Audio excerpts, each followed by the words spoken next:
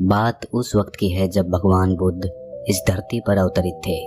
एक आदमी जिसके पास धन दौलत की कोई कमी नहीं थी, जीवन बिताने के लिए एक चरित्रवान पत्नी और राम लक्ष्मण जैसे 2 बच्चे भी थे। सब कुछ था उसके पास। फिर एक दिन उस आदमी के मन में भगवान को पाने की लालसा जगी। उसने सोचा कि मैंने बहुत सारा धन कमा लिया, अब कभी भी धन की कमी तो नहीं आएगी और धन के अलावा भी मुझे किसी भी चीज़ की कोई परेशानी नहीं है। बस अब बचे कुचे जीवन में मुझे ईश्वर के दर्शन करने हैं। उस आदमी ने ईश्वर को खोजने की ठान ली।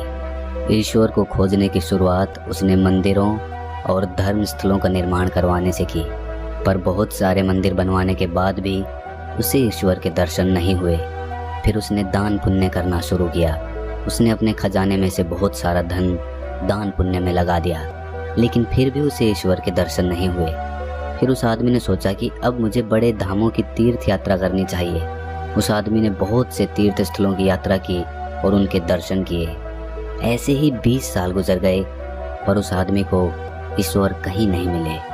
भगवान को पाने की कोशिश करते करते वो इंसान थक गया और आखिरकार एक दिन महात्मा बुद्ध के पास पहुंच गया और कहने लगा कि हे बुद्ध, मैं 20 साल से ईश्वर को खोज रहा हूँ, पर मुझे ईश्वर कहीं भी नहीं मिले।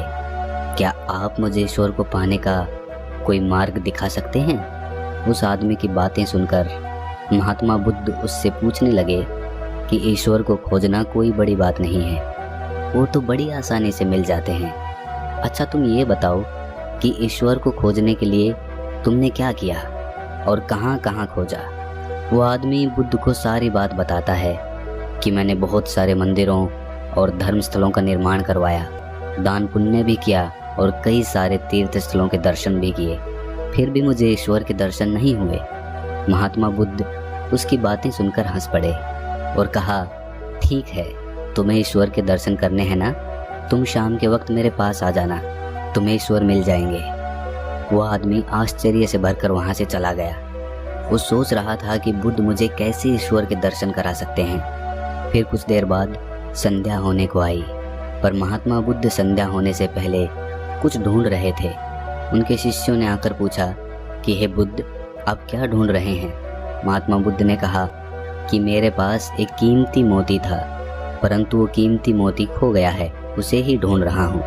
महात्मा बुद्ध की बात सुनकर शिष्य भी उस मोती को ढूंढने में लग गए। सभी मोती को ढूंढ ही रहे थे कि इतने में वो आदमी भी वहाँ पर पहुँच गया। उसने देखा कि कुटिया के बाहर महात्मा बुद्ध और उनके शिष्य कुछ ढूंढ रहे हैं। उस आदमी ने बुद्ध के पास जाकर पूछा कि हे बुद्ध, आप क्या ढूंढ रहे हैं? महात्मा बुद्ध ने बताया कि मेरा कीमती मोती खो गया है, उसे ही ढूंढ रहा हूँ। ये सुनकर वो आदमी भी उस खोए हुए मोती को पूरी लगन से ढूंढने में लग गया। ढूंढते ढूंढते रात होने को आई, पर मोती नहीं मिला। वो आदमी परेशान हो गया और फिर उसने महात्मा बुद्ध से पूछा कि गुरुजी, आपने आखिरी बार मोती को कहाँ देखा था? ठीक से याद कीजिए।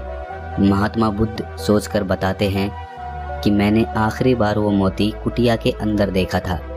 ये सुनकर वो आदमी गुस्से में आ गया और बुद्ध से कहने लगा, आप में थोड़ी सी भी अकल नहीं है बुद्ध? अगर मोती आपकी कुटिया के अंदर गुम हुआ है तो कुटिया के अंदर ही मिलेगा ना, बाहर थोड़ी मिलेगा। आप सब बेकार में इधर उधर ढूंढ रहे हैं और मुझे भी अपने साथ ढूंढवा रहे हैं। आप अपना तो समय व्यर्थ कर ही रहे हैं और दूसरों का भी समय व्यर्थ कर रहे हैं। फिर महात्मा बुद्ध उस आदमी की तरफ देखकर मुस्कुराने लगे। ये देखकर वो आदमी बोला कि हे बुद्ध, आप हंस क्यों रहे हैं? मुझे कुछ समझ नहीं आया। महात्मा बुद्ध बोले कि मैं तुम्हें यही तो समझाना चाहता था कि जिस ईश्वर को तुम 20 सालों से बिना सोचे इधर उधर ढूंढ रहे हो, तुमने उसे कभी अपने अंदर की कुटिया में खोजा ही नहीं। ईश्वर कभी खोजने से नहीं मिलते, उसके लिए तन और मन पवित्र होना चाहिए, तभी ईश्वर के दर्शन होते हैं। अगर तुम ईश्वर के सच्चे दर्शन करना चाहते हो तो इधर उधर भटकना छोड़कर अपनी अंतरात्मा में ध्यान लगाओ, ईश्वर तुम्हें वहीं मिलेंगे। अपने अंदर के ईश्वर को तुम देख लोगे तो हर जगह, हर इंसान में तुम्हें बस ईश्वर ही दिखाई देंगे। महात्मा बुद्ध की अमृत भरी वाणी सुनकर उस आदमी को अपनी गलती का एहसास हो गया और बुद्ध के चरणों में गिरकर माफ़ी मांगते हुए कहा कि मैं बेकार में ही इधर उधर भटक रहा था। वास्तव में तो ईश्वर हमारे अंदर ही होते हैं।